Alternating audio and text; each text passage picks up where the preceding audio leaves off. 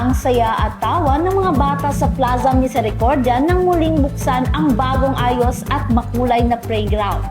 Pinangunahan ni Mayor Dada kasama si Vice Alcalde Nims Adjibon ang pagbubukas muli nitong ika-13 ng Enero.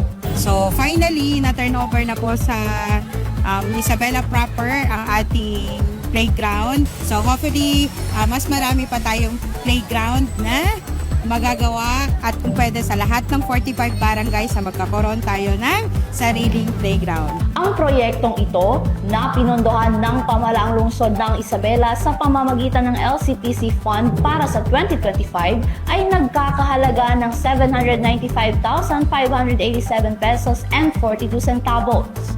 In behalf of the Isabela Proper Barangay Council, I am Jenny Rosewee. I would like to thank the LGU, of course headed by Mayor City Jalia Turabin, for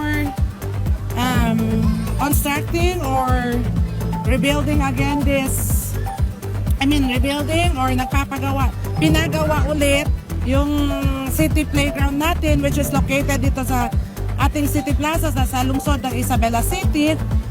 Maraming salamat sa proyekto mo, Mayor Dada. Hopefully patuloy ang mga proyekto na ibinibigay mo sa aming lungsod.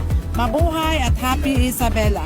Dinisenyo ito upang maging madaling puntahan at kaaya-ayang pook-libangan para sa mga bata kung saan maaari silang magsaya at makipagkaibigan. Isa itong hakbang ng lungsod upang bigyan ang mga bata at kanilang pamilya ng ligtas at masayang lugar kung saan maaari silang maglaro, matuto at magtagpo-tagpo sa kaakit-akit na kapaligiran.